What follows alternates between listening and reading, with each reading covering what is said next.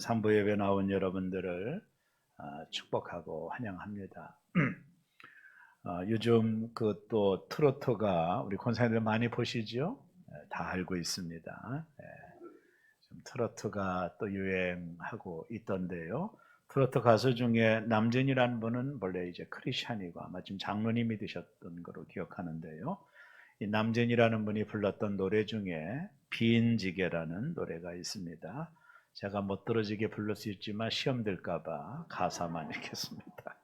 가사에 보면 바람 속으로 걸어왔어요. 지난날의 나의 청춘아. 비틀거리며 걸어왔어요. 지난날의 사랑아. 돌아보면 흔적도 없는 인생길은 빈 술잔. 빈지게만 덜컥 메고서 내가 여기 서 있네. 대중 가수들이 부르는 이 가사에도 좀 철학적인 의미들이 담겨져 있는 곡들이 참 많은 것 같아요.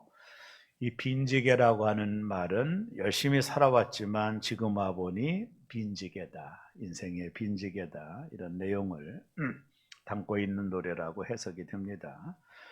우리가 알고는 오늘 본문에 보면 빈지게는 아니지만 밤새 고개를 잡고 빈 그물을 씻고 있는 베드로의 모습을 발견하게 됩니다.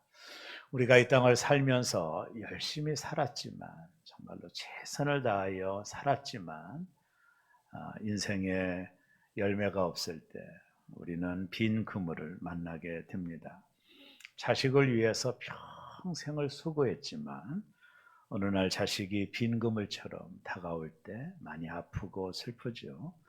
사업에 열심을 다하여 최선을 다했지만 어느 날 빈 그물처럼 수고에 비해 얻은 것이 없을 때 우리는 또한 절망하게 됩니다.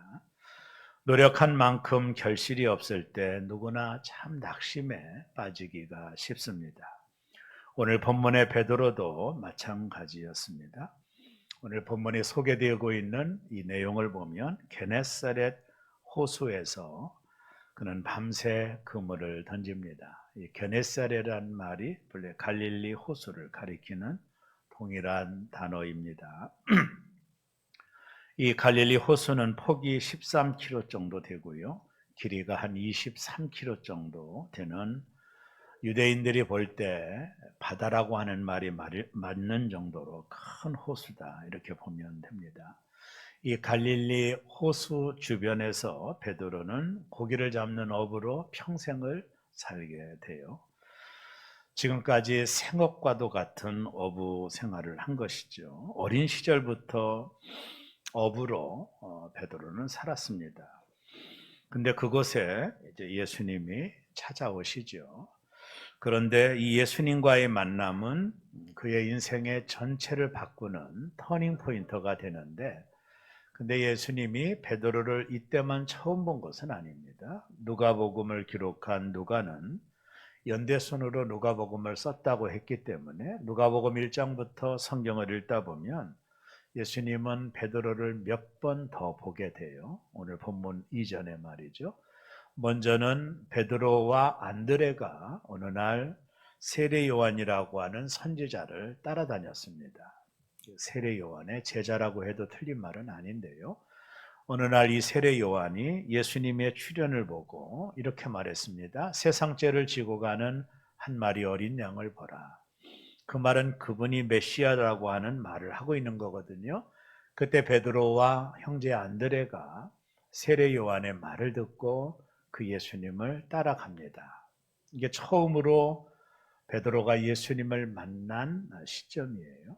근데 어떻게 된지는 알 수 없지만 베드로가 갈릴리 바다에서 여전히 고기를 잡고 있는 어부로 있는 것을 발견하게 됩니다. 또 한 번의 만남은 베드로가 장모가 열병으로 누워 있을 때 예수님이 자신의 집을 찾아오셔서 베드로의 장모의 열병을 고치는 그런 기적도 베드로가 지근거리에서 목격을 하게 돼요. 그럼에도 불구하고 베드로는 여전히 갈릴리 바다에서 고기를 잡는 어부로 있는 겁니다. 예수님을 몇 번 만났고 예수님의 부름도 받았지만 어찌된 일인지 오늘 본문을 보면 베드로는 여전히 이 게네사렛 호숫가에서 고기를 잡는 일들을 하고 있는 것이죠. 그날이 바로 밤새 고기를 잡지 못하던 날입니다. 새벽 동틀 때에 베드로가 밤새 그물을 던져 고기를 잡으려고 했지만 웬일인지 한 마리도 잡지 못해서 절망에 빠져 있는 베드로를 예수님이 또 찾아오신 것입니다. 몇 번의 만남 속에 또 한 번의 만남이 이루어진 거죠. 저는 오늘 베드로를 주목하면서 저와 여러분의 삶을 한번 되돌아보면서 베드로를 통해서 우리에게 주는 메시지가 무엇인지를 좀 살펴보고자 합니다.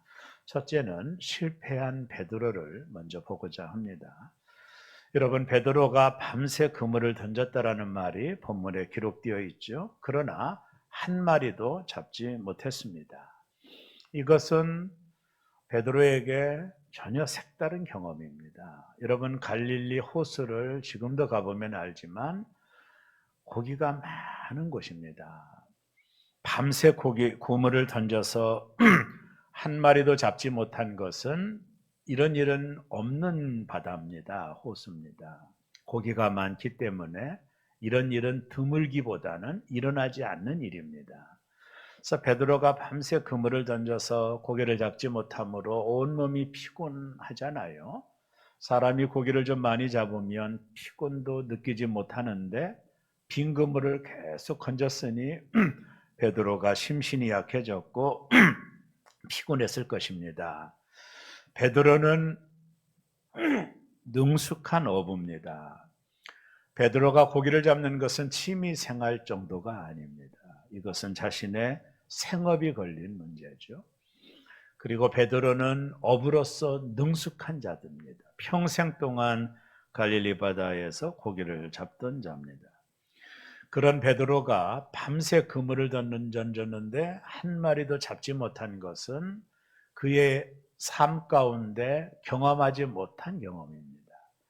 갈릴리 바다는 밤새 그물을 던지면 한두 마리로 잡히는 곳입니다. 그런데 어찌된 영문인지 베드로는 한 마리도 그물을 던져 고기를 잡지 못했습니다. 이런 일은 베드로의 경험으로 보면 한 번도 일어난 일이 아닙니다. 그만큼 갈릴리 바다는 고기가 많은 곳이기 때문에 그렇습니다. 그런 베드로에게 예수님께서 배를 좀 빌리자 말씀하셨고 배를 조금 호숫가로 띄워놓고 예수님은 베드로의 배에 굳이 오르셨습니다.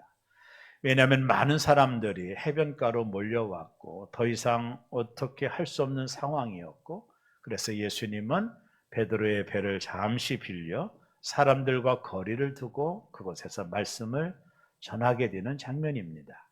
아마 베드로는 그 배에 있었겠지요. 예수님은 그곳에서 서서 해변을 바라보며 사람들에게 하나님의 말씀을 전했다. 오늘 본문은 그렇게 기록하고 있는 것을 보게 됩니다. 베드로 입장을 한번 보세요. 지금 빨리 집에 가서 쉬어야 되지 않나요? 그물을 다 손질하고 이제 또 다른 고기를 잡기 위하여 잠깐의 휴식을 가져야 되는 베드로의 입장으로 보면 이 예수님의 요청은 조금 피곤한 것이죠. 빨리 집에 가서 좀 쉬고 나와야 되는데 이미 그물도 다 씻어놓은 상태고 수고를 다한 상태에서 예수님은 왠지 베드로의 배를 빌려서 잠시 그곳에서 말씀을 전하기로 하신 것입니다. 배 안에 베드로가 타고 있었겠죠. 그의 형제 안드레나 야고보나 요한도 지근거리 아마 있었을 것입니다. 그곳에서 베드로는 밤새 고기를 잡지 못한 실패한 모습으로 배에서 예수님이 전하시는 말씀을 들었을 것입니다.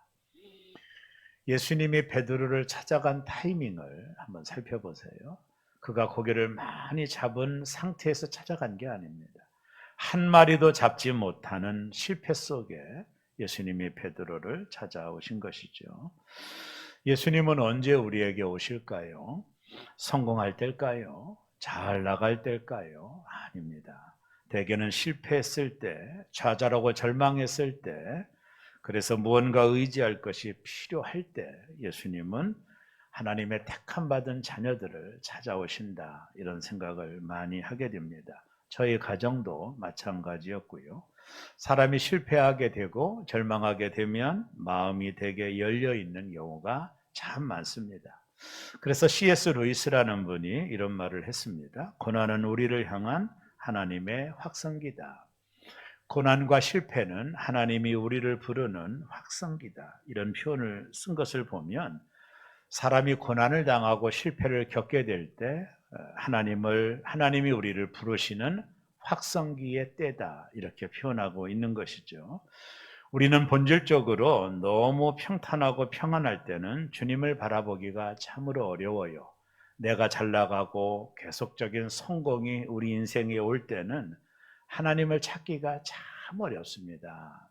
그러나 우리 인생에 실패를 경험할 때 마치 우리 인생이 빈 그물과 같은 절망감을 만날 때 그때 비로소 우리는 하나님을 향하여 마음이 열려 있게 되고 그런 실패의 현장에 하나님은 택함받은 백성들을 찾아오시는 거예요. 베드로를 찾아갔던 타이밍을 보시면 압니다. 베드로가 물고기가 많이 잡혔을 때가 아닙니다. 밤새 고생하고 수고해서 얻은 것이 없는 실패한 베드로를 예수님이 찾아간 것도 주의 깊게 살펴야 되는 것입니다. 탕자가 언제 아버지께로 왔나요? 먹을 것이 더 이상 없을 때 왔거든요. 아버지께로 돌아가는 타이밍이 언제입니까? 탕자가 성공할 때입니까? 돈이 여전히 많을 때입니까? 그렇지 않습니다. 먹을 것이 없어서 지엽 열매조차도 먹기 어려운 상황에 직면했을 때 탕자는 비로소 아버지를 떠올리고 그가 아버지께로 돌아오게 된 것입니다.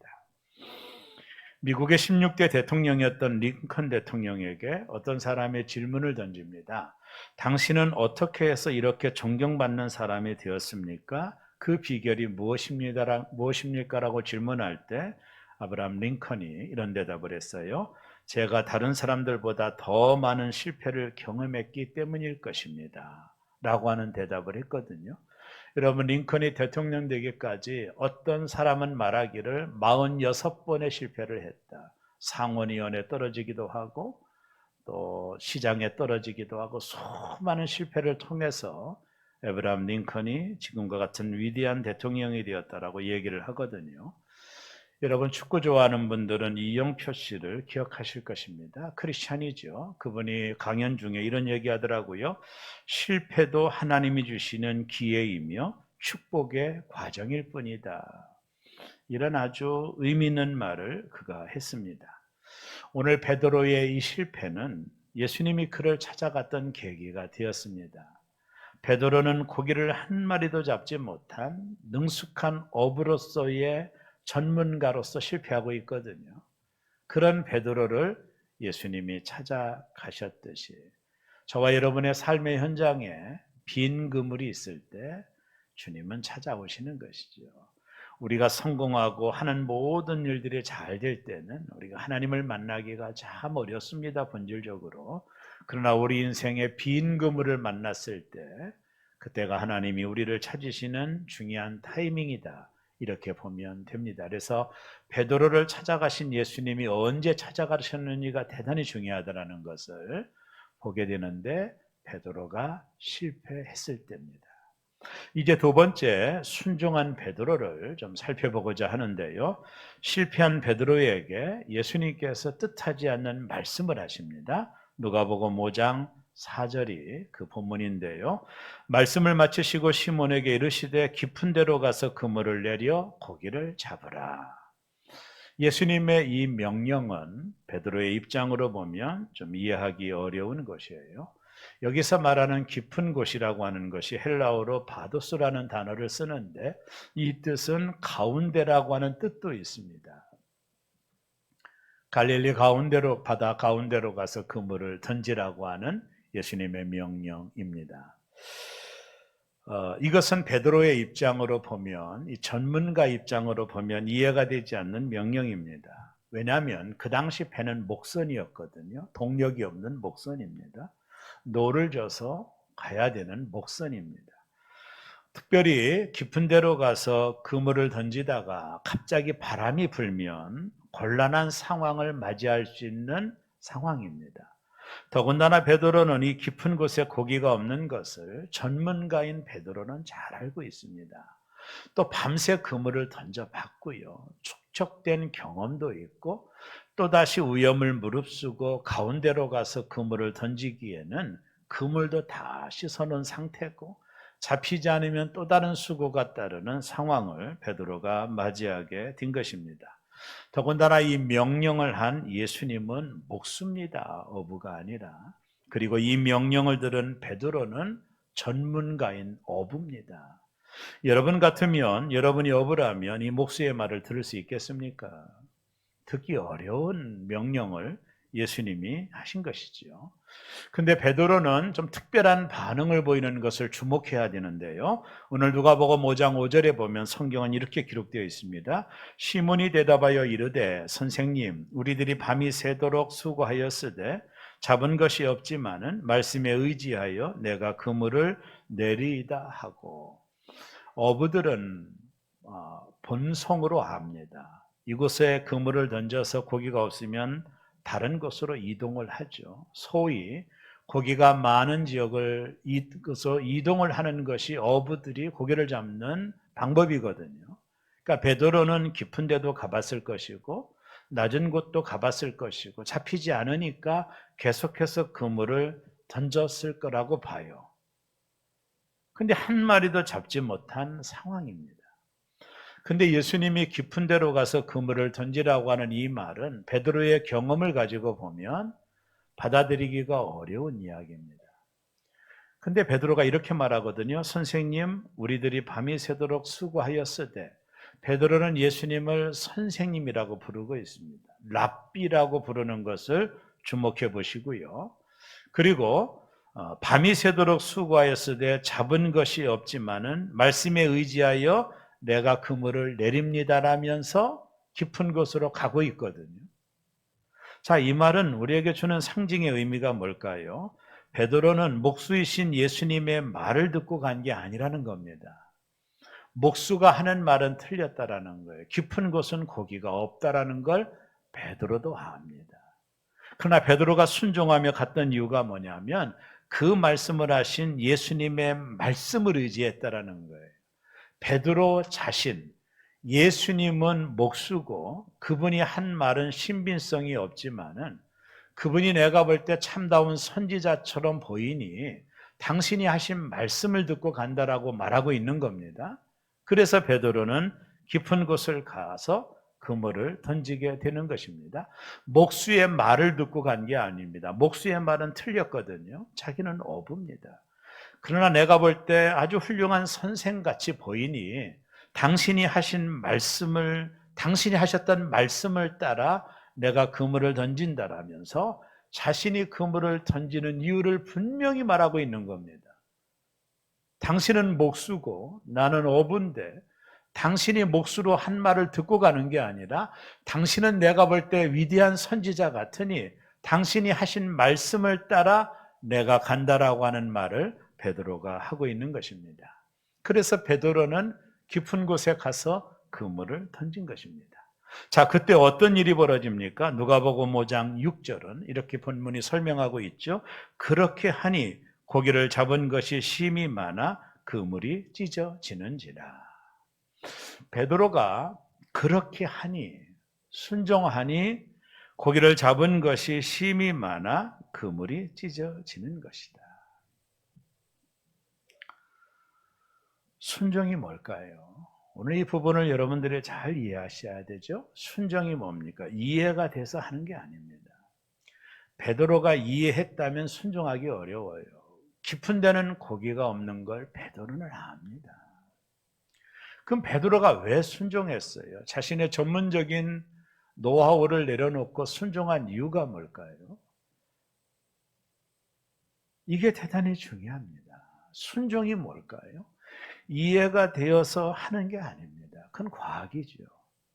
하나님이 우리에게 원하시는 순종은 우리의 경험과 지식을 따라 하는 게 아니에요. 하나님이 원하시는 순종은 우리의 경험과 지식을 뛰어넘는 것입니다. 그럼에도 순종하는 것입니다. 하인에게 물을 떠서 연회장에 갖다 주라. 물을 왜 갖다 줍니까? 그러나 하인들은 순종합니다. 이건 이 하인들의 지식을 뛰어넘는 거죠. 그들의 경험을 뛰어넘는 거예요. 그래서 물을 떠서 연회장에게 갖다 줄 때 어떤 일이 벌어집니까? 물이 변하여 포도주가 됐습니다. 이건 인간의 지식을 뛰어넘는 또 다른 차원의 경험이죠. 순종이 뭘까요? 이해가 되어서 하는 게 아닙니다. 이해할 수 없지만, 내 경험으로는 이해가 되지 않지만, 그러나 그것을 말씀하신 하나님의 말씀에 순종하는 거거든요. 이것이 순종입니다. 베드로는 지금까지 한 번도 경험하지 못한 경험을 하고 있는 거예요. 순종했을 때. 자신의 노하우를 가지고 그물을 던졌을 때는 한 마리도 잡지 못했습니다.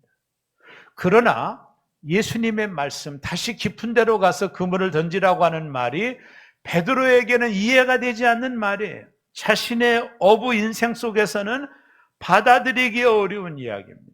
깊은 데는 고기가 없거든요. 그러나 베드로는 말씀에 의지하여 그물을 던졌어요. 그때 베드로가 물고기로 인해 그물이 찢어지는 경험을 하게 됩니다. 그때 베드로가 깨닫는 것이 하나가 있습니다. 그가 이 놀라운 기적을 경험했던 이유는 자신의 경험 때문에 벌어진 게 아니에요. 자신의 경험을 가지고는 이런 일이 벌어지면 안 되는 겁니다. 깊은 데는 고기가 없습니다. 밤새 해봤습니다. 근데 베드로는 예수님의 말씀에 의지하여 그물을 던진 거예요. 지금까지 이런 경험은 처음 해보았을 것이에요. 베드로는 어부입니다. 그 고기가 없는 곳에는 그물을 던지지 않습니다. 그는 취미 생활을 하는 사람이 아닙니다. 생업으로 어부 생활을 하는 사람입니다. 그가 얼마나 많은 경험과 노련미가 그에게 있었겠어요. 그러므로 지금의 이 경험은 처음으로 한 경험이에요. 깊은 데는 고기가 없고 밤새 그물을 던졌지만 한 마리도 잡지 못한 그곳에 말씀에 의지하여 가서 그물을 내렸더니 그물이 찢어지는 놀라운 역사를 경험한 거예요. 이게 뭘까요? 베드로가 한 번도 경험하지 못한 경험을 베드로가 하고 있는 거예요. 우리 모두는 자신의 경험과 지식이라는 틀에 늘 갇혀 있는 겁니다. 그것을 벗어나는 것을 두려워합니다. 불안해합니다. 그래서 시도조차도 하지 않습니다. 이것이 하나님의 말씀에 대한 우리의 반응입니다. 우리의 경험, 우리의 지식, 그것이 하나님 말씀을 순종하게 못하게 만드는 수많은 장애물로 작용하고 있는 거예요. 하나님은 언제나 그것에서 빠져나오라 합니다. 여러분과 제가 물 위를 걷는 기적을 경험하기를 원한다면, 하나님의 살아계심을 체험하기를 원한다면 그 안주의 배에서 뛰어내려야 되거든요. 뛰어내리면 죽는다라는 여러분의 경험을 뛰어내려야 되거든요. 이것이 하나님의 말씀에 대한 우리의 태도가 되어야 되는 거예요. 하나님은 언제나 그곳에서 빠져나오라고 말합니다. 자신의 한계에 하나님을 가두지 말라 하십니다. 우리가 노력하여 얻는 것보다도 하나님 말씀에 순종하여 얻는 것이 상상을 초월하는 것입니다. 이것은 또 다른 세계입니다. 또 다른 경험입니다. 지금까지 여러분의 노력으로 살아왔고 여러분의 경험으로 살아왔던 그 경험을 뛰어넘는 한 번도 경험하지 못한 경험을 경험할 수 있는 비결이 뭘까요? 여러분의 경험을 뛰어넘는 것입니다.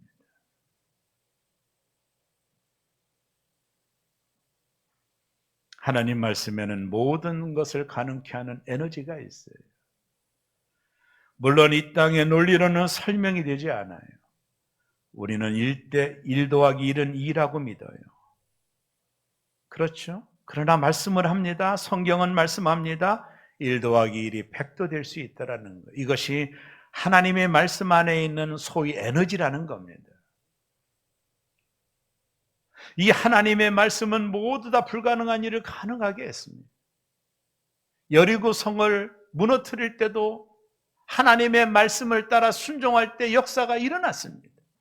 이것은 인간의 경험을 뛰어넘는 또 다른 경험입니다. 베드로는 깨달았습니다. 내 경험과 지식을 가지고 잡지 못했던 갈릴리 바다 한가운데서 하나님의 말씀에 따라 그물을 던졌더니 그물이 찢어지는 이 놀라운 기적을 경험했던 것은 내 인생에 내 경험을 뛰어넘는 하나님의 역사가 있구나. 지금까지 전혀 경험하지 못한 놀라운 역사를 베드로가 경험하는 것입니다. 많은 성도들이 하나님의 말씀을 가볍게 여깁니다.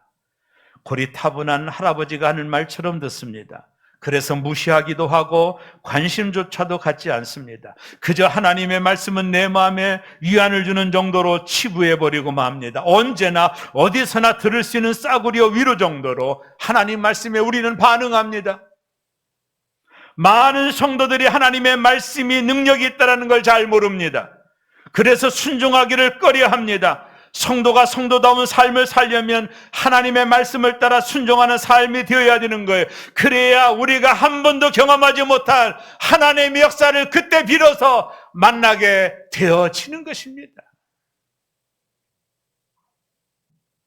오늘 누가복음 5장 6절에 그렇게 하니 순종하니 베드로는 깜짝 놀랐습니다. 자신의 경험과 지식 속에는 이 깊은 데는 고기가 없는데 순종했더니 고기가 잡히는 또 다른 하나님의 말씀의 에너지를 느끼고 있는 것입니다. 상상을 초월한 것을 눈으로 목격하고 있는 것입니다.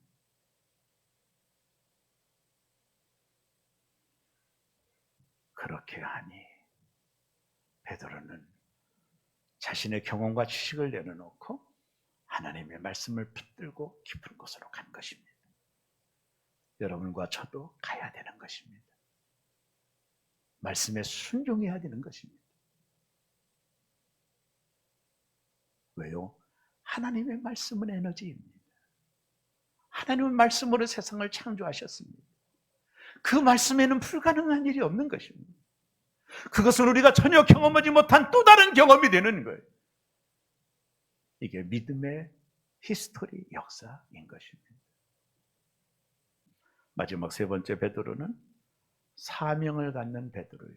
이게 아주 중요한 전환점입니다. 베드로는 그물이 찢어지는 고기를 잡아요. 자기 혼자 너무 버거우니까 친구들의 배까지 동원했다라고 오늘 누가복음 5장 7절이 설명합니다. 거기 보세요. 이에 다른 배에 있는 동무들에게 손짓하여 와서 도와달라니 그들이 와서 두 배 채움에 잠기게 되었더라. 세 배 전체가 물고기로 인하여 배가 잠기게 된, 이거 전혀 경험하지 못한 경험을 지금 하고 있는 거예요, 베드로.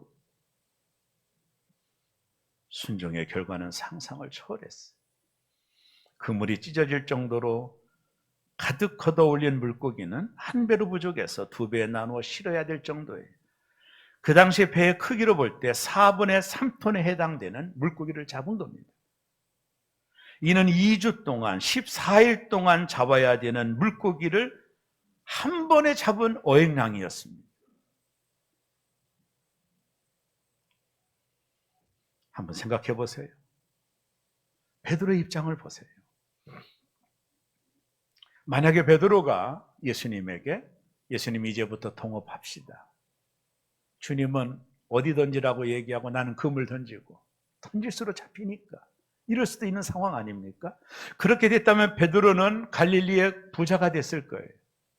조금 시간이 지나면 갈릴리 어촌과장 정도 되지 않았을까요? 근데 베드로는 뜻밖은 반응을 보입니다. 그게 오늘 본문을 여는 중요한 열쇠인데요. 누가복음 5장 8절에 베드로의 태도를 보세요. 좀 이해가 되지 않는 태도가 나오죠. 시몬 베드로가 이를 보고 예수의 무릎 아래 엎드려 이르되 주여 나를 떠나소서 나는 죄인이로소이다 하니. 베드로가 예수님의 무릎 앞에 납작 엎드렸습니다. 그리고 예수님을 부르는 호칭을 주의 깊게 보세요. 주여라고 부르고 있습니다. 조금 전에는 랍비요, 선생님이요 이렇게 불렀던 베드로가 이 기적의 현장 이후에 예수님을 주여라고 부르고 있어요. 그것도 중요한데 중요한 건 뭐냐면 나를 떠나소서. 왜 이런 말을 하나요?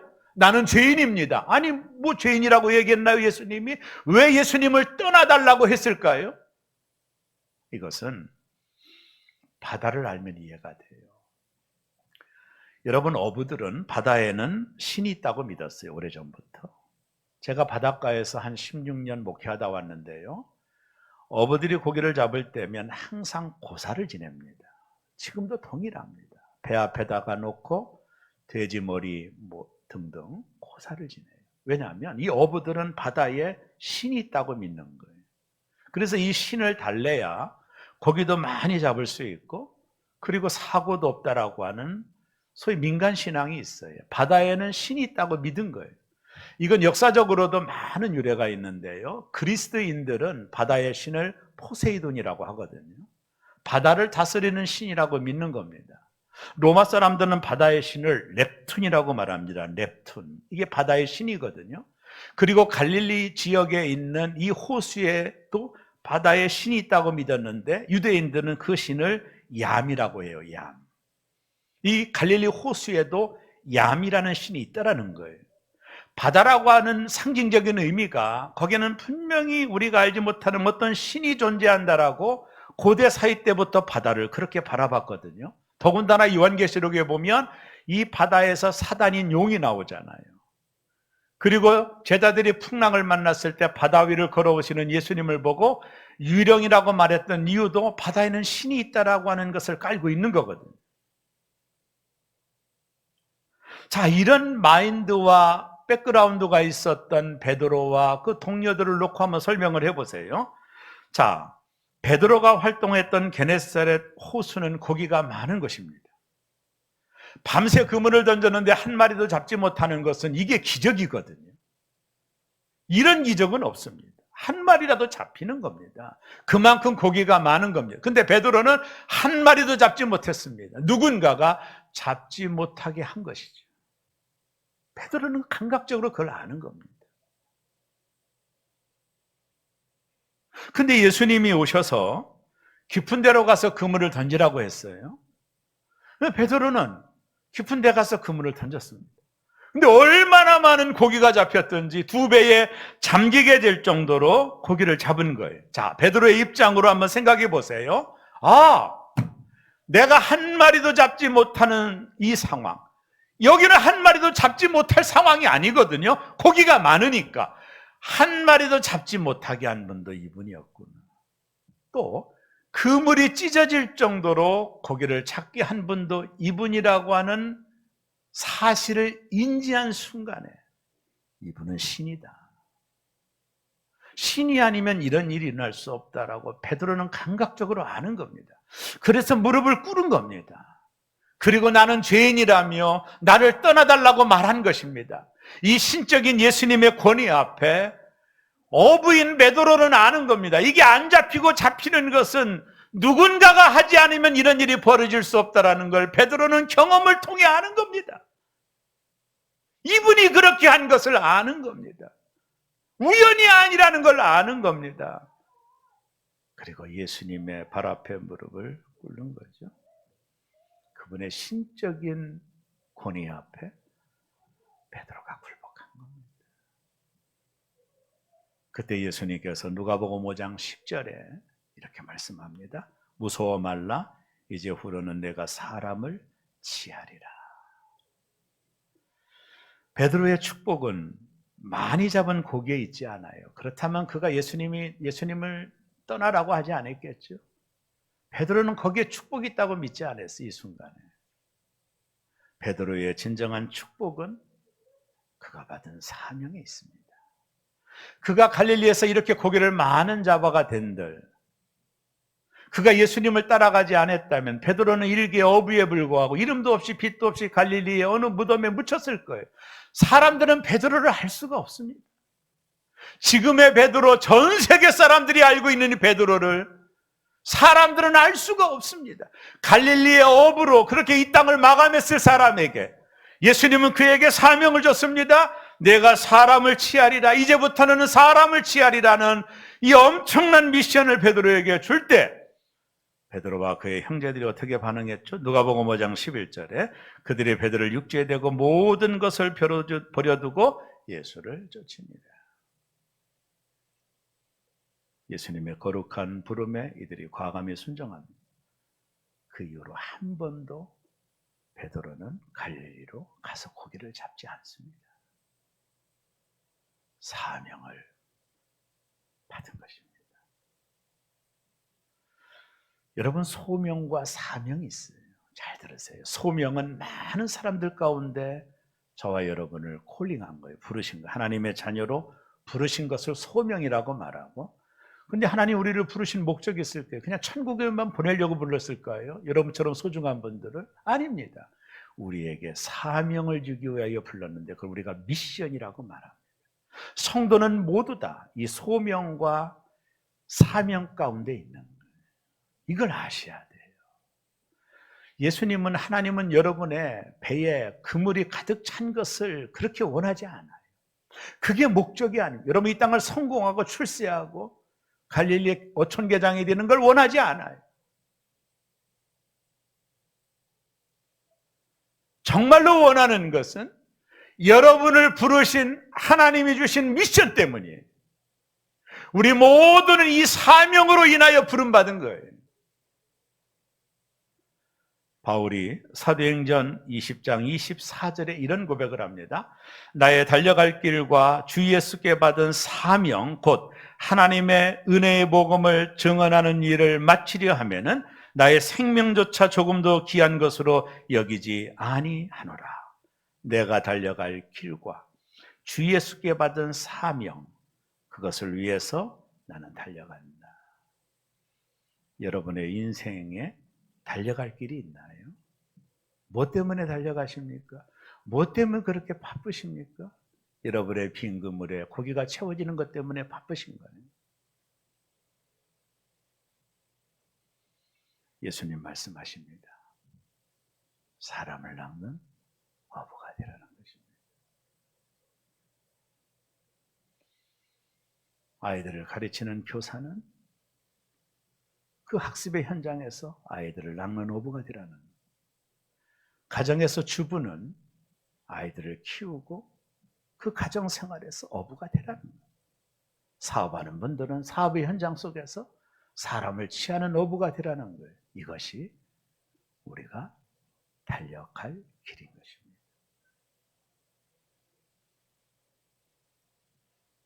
다양한 삶의 현장에서 모든 크리스찬에게는 하나님이 주신 영혼을 구원하는 사명이 있는 것입니다.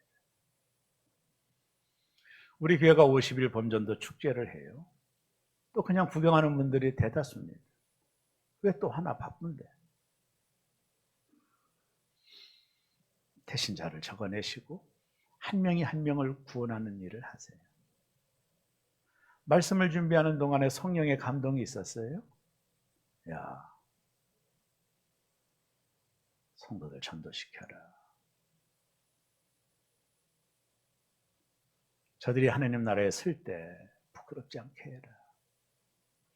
하나님 나라의 스타가 누굴까요? 많은 사람들을 축제로 돌아오게 하는 자는 하늘의 별과 같이 빛난다고 말씀했습니다. 여러분의 삶의 현장이 고기를 잡는 어장입니다. 여러분은 분명히 알고 살아야 됩니다. 내가 비즈니스를 해서 태어난 게 아니에요. 내가 물고기를 가득 잡으려고 사업하는 게 아닙니다. 그거는 부차적인 겁니다.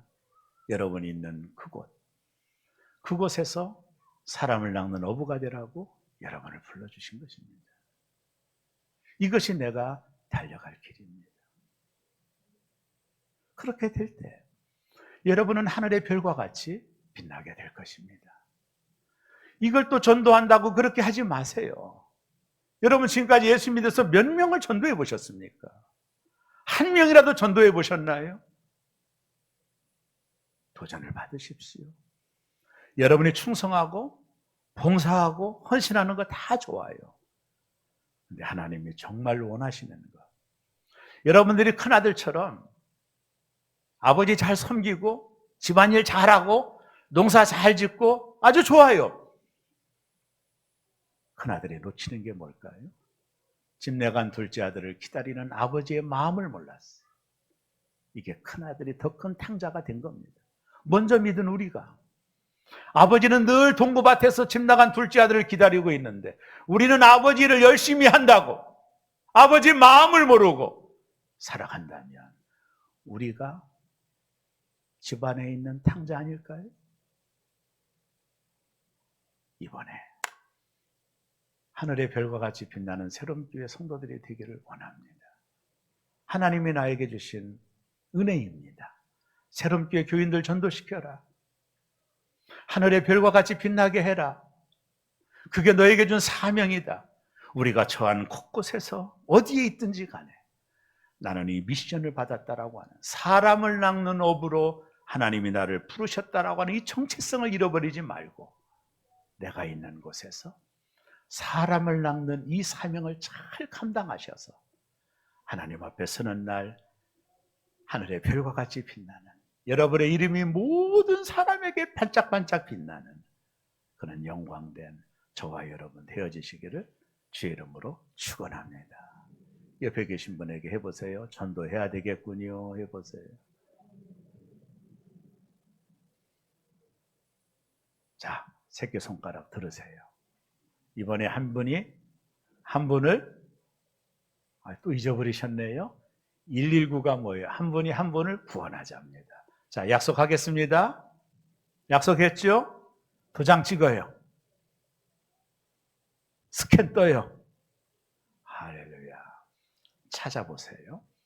구원주 받지 못할 물고기들이 있을 거예요. 여러분이 그물을 던지십시오. 안 잡히면 선물을 사다가 그냥 선물 공세를 하십시오. 그래서 하늘의 별과 같이 빛나는 새로움의 성도들 되어 우리가 주님 앞에 서날 진짜 부끄럽지 않는 우리 모두 되기를 주의 이름으로 축원합니다. 아멘. 기도하겠습니다.